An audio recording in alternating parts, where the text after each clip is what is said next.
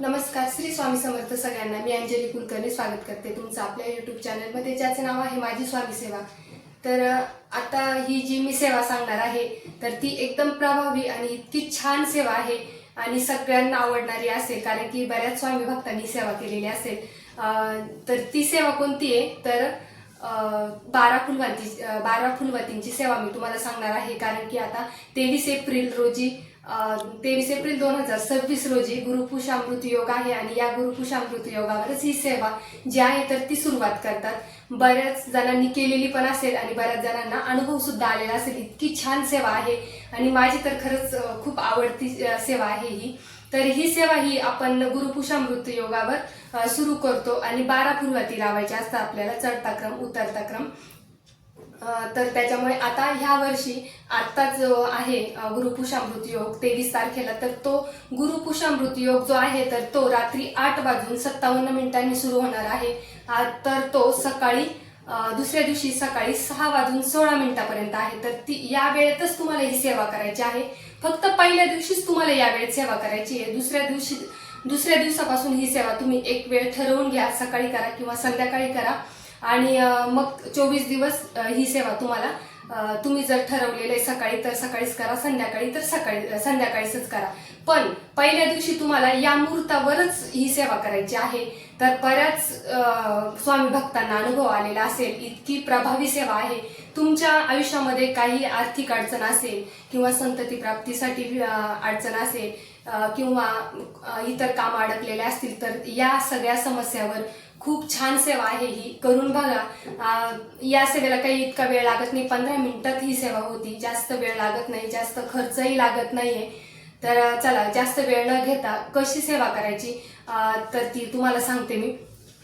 तुम्हाला काय करायचंय, त्या दिवशी 8:57 तुम्हाला गुरुपुषामृत योग लागणार आहे गुरुवारी. तर तुम्हाला 8-9च्या नंतरच तुम्हाला सेवेला सुरुवात करायची. मग तुम्ही 9 नंतर तुमचं आवरल्यावर या सेवेला सुरुवात करायची. मग 9ला करा, 10ला करा, 11ला करा आणि पहाटेपर्यंत हा मुहूर्त आहे 6:16 तर तुम्हाला या वेळेत तुम्ही ती सेवा करू शकता.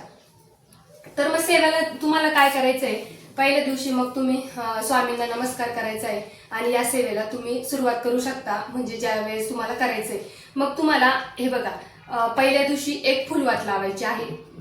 तुम्हाला मी आधी सगळं सविस्तर सांगते, कारण की कन्फ्यूज होता या सेवेला, बरेच महिला कन्फ्यूज होता. पहिल्या दिवशी तुम्हाला काय करायचंय, एक फुलवात लावायची आणि ही फुलवात कशावर लावायची आहे, तुम्ही ही फुलवात निरांजन घेऊ शकता. चांदीची घेतली तर अतिउत्तम आहे.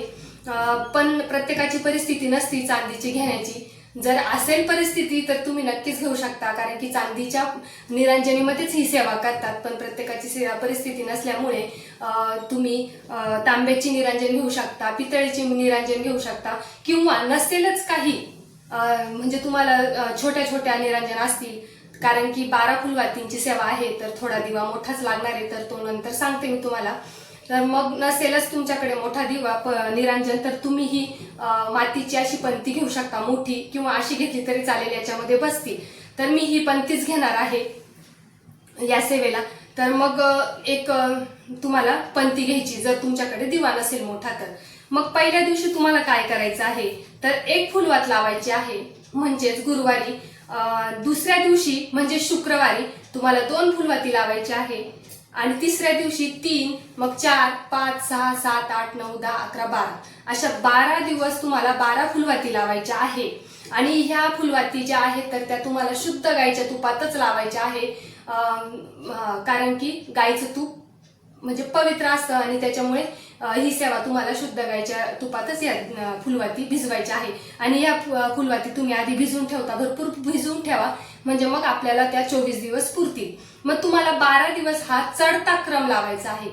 परत एकदा सांगते, चढता क्रम लावायचा आहे. पहिल्या दिवशी जर तुम्ही एक फुलवात लावली तर दुसऱ्या दिवशी तुम्हाला 2 फुलवाती लावायची आहे, तिसऱ्या दिवशी 3. आणि मग आता पहिल्या दिवशी जी फुलवात लावली आहे आणि जे तुम्हाला जी काजळी उरते खाली, म्हणजे जे नंतरचं जे खाली काळं राहतं, तर ते तुम्हाला बाजूला काढून ठेवायचं. तुम्ही बॅगमध्ये ठेवू शकता, कॅरी बॅगमध्ये, किंवा एक डबी करा, म्हणजे तुम्हाला 24 दिवस त्या फुलवाती ज्या जळालेल्या असतात, प्रज्वलित झालेल्या असतात, तर त्या तुम्हाला एका डबीमध्ये साचवायच्या आहेत.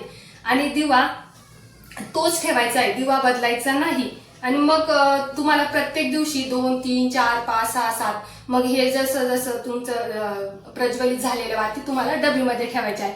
12 दिवसानंतर मग 13व्या दिवशी परत तुम्हाला उतरता क्रम घ्यायचा आहे. म्हणजे मग ते आता 12 दिवस तुम्ही 12 फुलवाती लावताय, मग 13व्या दिवशी तुम्ही काय करायचंय, परत 12 फुलवाती लावायचे, 14व्या दिवशी 11, 15व्या दिवशी 10, अशा तुम्हाला परत उतरता क्रम घ्यायचा आहे. मग परत 12, 11, 10, 9, 8, 7, 6, 5, 4, 3, 2, 1 असा उतरता क्रम लावायचा आहे. म्हणजे ही सेवा पूर्ण 24 दिवसाची होती. मग 24 दिवसाची सेवा तुम्हाला मग हे 24 दिवसाचे ज्या प्रज्वलित झालेल्या वाती ज्या आहेत तर त्या तुम्हाला एका डबीमध्ये 24 दिवसाच्या पूर्ण वाती साचवून ठेवायच्या आहेत. तर त्यानंतर काय करायचे सांगते तुम्हाला, नियम आणि अटी सांगते आणि मगच तुम्हाला याच्यावर काय सेवा करायची ते सांगते. नियम म्हणजे कोणते, का तुम्हाला अर्थात आपण कुठली स्वामी सेवा जर करत असतो ना तर मांसाहार हा वर्जच करत असतो. त्याच्यामुळे तुम्हाला 24 दिवस मांसाहार वर्ज करायचा आहे.